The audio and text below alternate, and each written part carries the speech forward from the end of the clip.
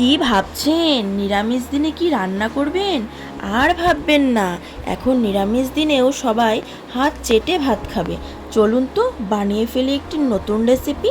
প্রথমে কয়েকটি কাঁকরোল নিয়ে কাঁকরোলের সামনে পেছনে বাদ দিয়ে দু টুকরো করে কেটে নেব। তারপর ভালো করে ধুয়ে গরম জলে হালকা সেদ্ধ করে নেব। তারপর ওভেন থেকে নামিয়ে ঠান্ডা হলে কাঁকরোলের ভেতরের অংশটা বীজ সহ বার করে নেব। দেখুন, ঠিক এভাবে বার করতে হবে। একটি চামচ দিয়ে ভেতরের অংশটা আমি যেভাবে বার করছি এভাবে বার করে নেব।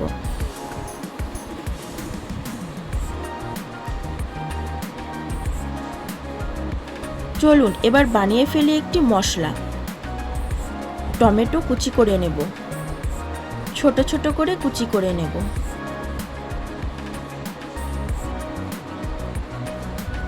ঠিক আমি যেভাবে করছি। এবার একটি খলে আদা কাঁচা লঙ্কা দিয়ে একটু বেটে নেব। কড়াইতে সর্ষের তেল দিয়ে গরম হলে তাতে আদা কাঁচা লঙ্কা বাটা আর হিং, সামান্য কালো জিরে ফোড়ন দিয়ে তাতে টমেটো কুচিটা দিয়ে দেব। একটু লবণ একটু হলুদ দিয়ে কিছুক্ষণ ফ্রাই করে নেব। টমেটোটা ফ্রাই হয়ে গেলে তাতে কাঁকরোলের ভেতর থেকে বের করে রাখা অংশটা দিয়ে দেব। এটাকে কিছুক্ষণ ফ্রাই করে নেব।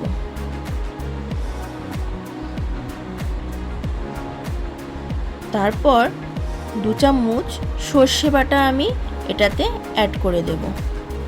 সামান্য জল দেব। কিছুক্ষণ ভাজবো। ভাজা হয়ে গেলে নামিয়ে নেব।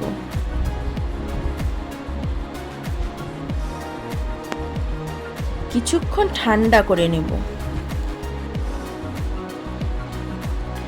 এবার একটা ব্যাটার তৈরি করব। 2 চামচ ময়দা, 1 চামচ কর্নফ্লোর, সামান্য নুন, সামান্য হলুদ দিয়ে কিছুটা জল দিয়ে মোটা করে গুলে নেব, ঠিক এভাবে। এবার কাঁকরোলগুলোর ভেতরে পুরগুলো দিয়ে কাঁকরোলগুলোকে রেডি করে নেব।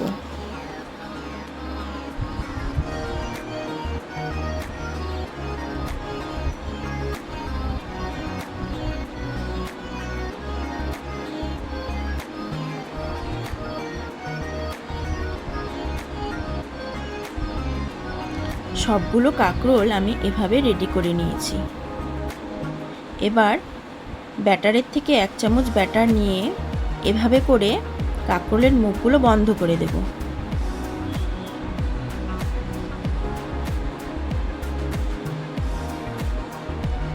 সবগুলো আমি একইভাবে রেডি করে নেব। দেখুন কিভাবে করছি।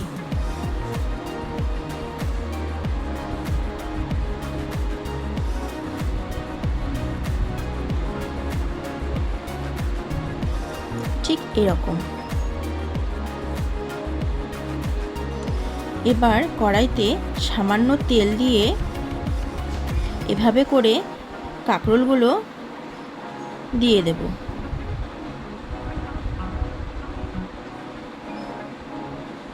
কিছুক্ষণ উল্টে পাল্টে ভেজে নিয়ে নামিয়ে দেব।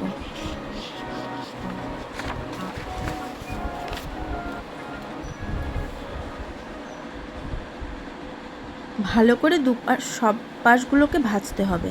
এটা যেহেতু গোল ধরনের, সেই কারণে ভালো করে উল্টে পাল্টে ভাজতে হবে। দেখুন কত সুন্দর করে ভাজা হয়েছে। একটু সময় দিয়ে ভাজবেন, একটু